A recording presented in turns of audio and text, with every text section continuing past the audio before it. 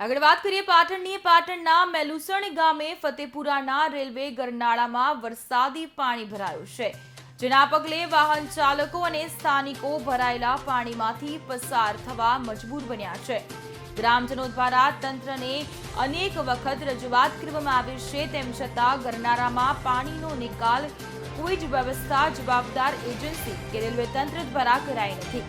દર વર્ષે ચોમાસા દરમિયાન આ જ પરિસ્થિતિનું નિર્માણ થાય છે, જેને લઈને સ્થાનિકોમાં રોષ જોવા મળી રહ્યો છે. વરસેલા વરસાદના પગલે નાળામાં વરસાદી પાણી ભરાઈ જવાથી વાહન ચાલકો મુશ્કેલીમાં મુકાયા હતા, જેથી સંલગ્ન તંત્ર કામ કરનાર એજન્સી દ્વારા તેનો ઉકેલ લાવે તેવી સર્વત્ર માંગ ઉઠી છે.